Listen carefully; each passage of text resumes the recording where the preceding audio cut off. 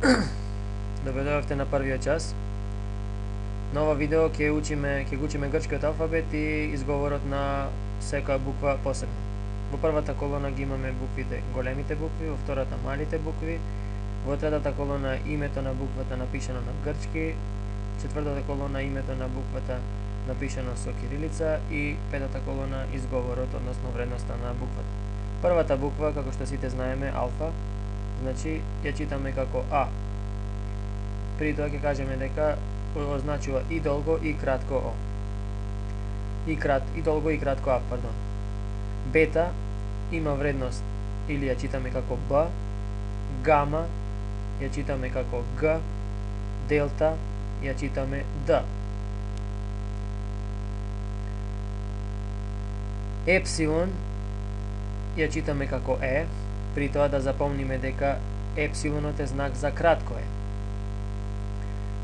Зета или З ја читаме како Дз. Ета ја читаме Е и да запомниме дека е знак за долго Е. Во класичниот период гласот означуван со ета бил долго и отворено Е, за разлика од краткото и затвореното Е што се означувало со епсилон. Ние, да кажеме, само теоретски ќе знаеме дека епсилонот е знак за кратко Е, а етата знак за долго Е, иако школски ги читаме исто, како кратко Е. Како белешка треба да кажеме дека треба да запомниме дека етата означува долго Е, а епсилонот кратко Е, како што тоа подоцна ќе го кажеме и за омикронот и за омегата, со оглед на тоа што информацијата за должина и краткост ќе ни биде потребна за некои елементи граматички кои што ќе ги учиме подоцна. Иако, повторно ќе речам, школски, значи, не правиме во читањето не правиме разлика, и епсилонот го читаме Е, и етата ја читаме Е. Тхета е една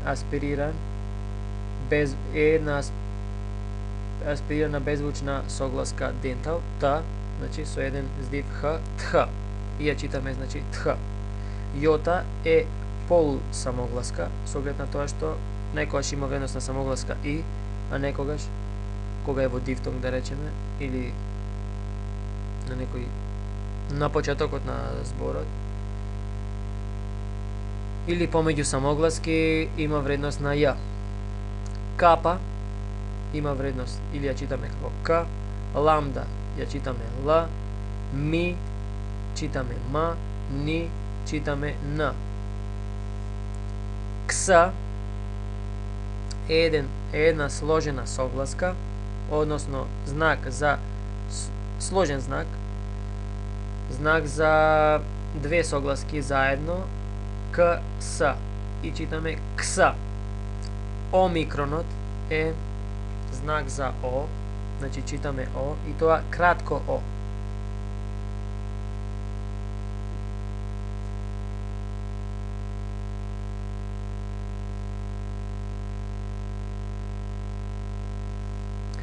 Пи читаме П, Ро читаме Р, Сигма читаме С. За малата сигма треба да кажеме дека кога се пишува на крајот од зборот, се пишува на овој начин, а додека на сите други места се пишува на овој начин. Тау има вредност Т, Хипсилон има вредност како германското Ü или француското Ü, иако по договор, значи школски, ја читаме како И. Обично И, како што читаме и Јота. Фи по договор Фи, а инаку правилно Пхи, правилно треба да се изговара како Пх, исто како што изговораме Тх, иако по договор ние читаме Ф.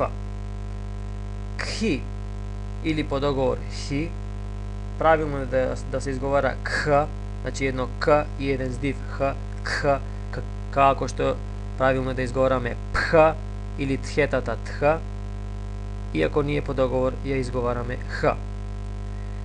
Пси е еден сложен знак, значи знак за две согласки П и С и заедно ја читаме пса.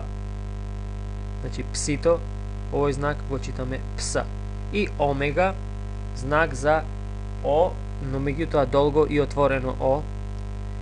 Иако повторно ќе кажам дека школски ние читаме О кратко, исто како што го читаме омикронот, така го читаме и омегата, но меѓутоа треба да запомнеме дека омегата е знак за долго О, а омикронот е знак за кратко О.